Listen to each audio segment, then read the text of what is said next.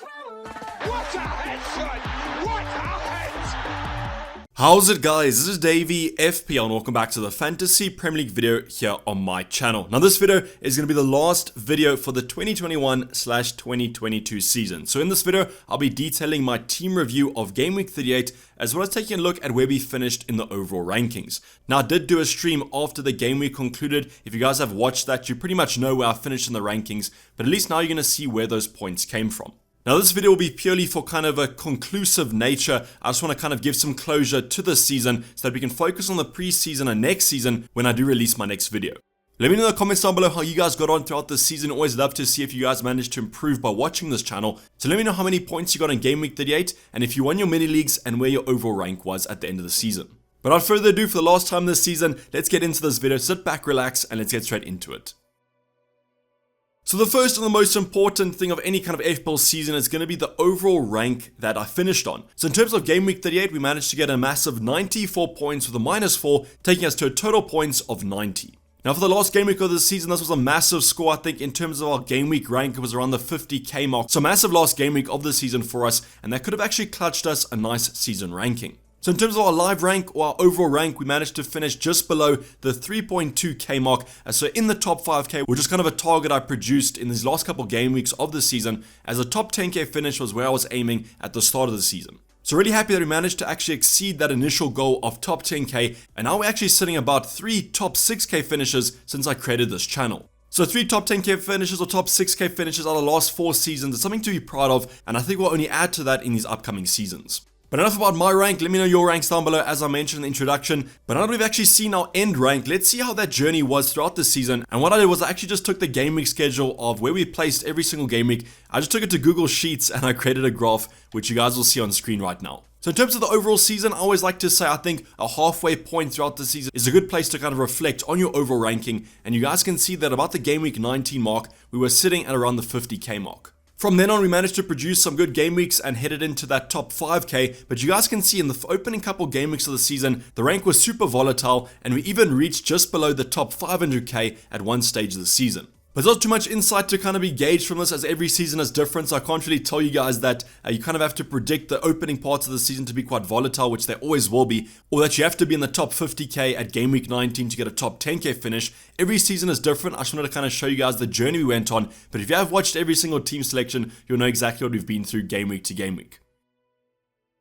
Now, heading on to the talking points that are more focused on Game Week 38, I'm going to talk about the transfers I made heading into this upcoming game week. And as you know, I made a -4, so that was going to be 2 transfers with only 1 that was free. So in terms of the 2 transfers that we actually made, I took out Weghorst and Mo Salah. We did get news about Salah being on the bench before that game against Wolves at home, and that's why I decided to take him out, because he obviously has so much money and we could make a significant upgrade elsewhere. That significant upgrade was going to be to Weghorst, so I took out the Dutchman and I brought in an Englishman, and that was going to be Harry Kane, the leading man for Spurs. Now, there was a little bit of a dilemma in the deadline stream going on. Should I bring in Harry Kane? Should I go for Jamie Vardy? Went for Harry Kane at the end of the day because I was more certain on him getting returns. Now, in order to afford Harry Kane, I had to make a downgrade to Mo Salah, and that player of choice was going to be Maddison. I could actually not afford Mount, and therefore I went for Maddison because he was cheaper, and that was actually a better decision at the end of the day. So I was actually a little bit saved there by the cheaper option actually outperforming the more expensive option, but there were some other players to go for, like a Harvey Barnes, or maybe even going for more differentials such as Jared Bowen.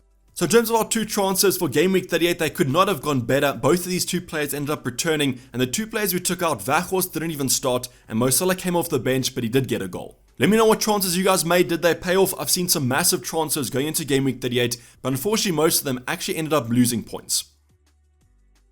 But now let's head on to the actual team review of Game Week 38. This is going to be the last team review, as I mentioned, of the season. And I just wanted to give you guys an indication of how we ended on with our team. So starting off with the bench, as we always go over, luckily I did have a full starting 11 because my bench options got 0 points all around. Foster didn't start. Alonso was actually out of the squad completely, not even on the bench. We had Shaw, who didn't recover from his injury. Then we had Breuer, who didn't come off the bench as well. So luckily our full starting 11 managed to feature. I'm going to start off with the defensive side of things, where we did have some disappointment with the Man City team. Now, as a Liverpool fan, I was perfectly fine with them conceding 2 goals, but as long as they lost or drew the game, not if they ended up coming back and winning 3-2. Then they could have actually just won 1-0. I could have had 2 clean sheets from Cancelo and Edison, and I would have been a much happier Liverpool fan than I was on Sunday. Trent Alexander-Arnold also conceding that early goal to Wolves, so therefore he only ended on 2 points, and he actually had a relatively bad end to this season, as I think someone on Twitter said yesterday. In terms of Reece James, 7 points there. Was a little bit disappointed that they managed to concede to Watford, as they did end up winning that game quite comfortably, but 7 points, an attacking return, and some bonus points from Reece James always going to be appreciated. But now going on to the players that actually returned most of our points, and that was going to be our midfielders. So luckily, no midfielder that we did own blanked in game week 38. The minimum points we did get was from Saka with 5 points. He just managed to get an assist, and I was a little bit disappointed they did not take the penalty, but Martinelli did, as I thought he was the designated penalty taker for Arsenal. But at least they did get us an attacking return, but in a 5-1 win, was a little bit disappointed that he didn't get more points. Kind of going on an ascending order of points, we have Rafinha, who managed to score a goal that kept Leeds in the Premier League. So we could actually have Rafinha or Bamford next season, which I'm quite happy about, unless the Brazilian does get a move away. So 9 points there for Rafinha, which I was really happy with as a massive differential. I think in terms of the top 10k, owned by about 3% of options, so those points are going to be absolute net gained. We then had our captain, Heung-min Son, scored 2 goals, which took him to 24 points, obviously doubled, 12 doubled because of our captaincy option, and I was really happy they did outperform Kane, as they did put the armband on the South Korean. Maddison, our new transfer, came in then with 13 points, massive returns from the English midfielder, and was super happy as a newly transferred in player to return straight off the bat for our team. Kulusevski though, the ginger Swede, came out trumps with a massive 16 points there, kind of got Spurs off to a flying start in the Norwich game, and I was really happy because he is kind of a differential in the top 10k.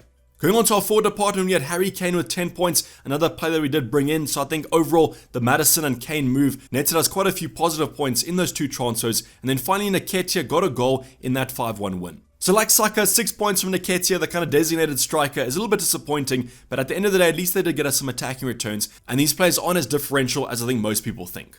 So as you guys can see, a massive return for our final game week of the season, game week 38, 94 points minus 4, taking us to 90 points, which managed to secure us another top 5k finish. As I've said throughout this video, let me know what you guys finished in the overall ranks, and if you did win your mini leagues, I always like to see how you guys kept on in these FPL seasons.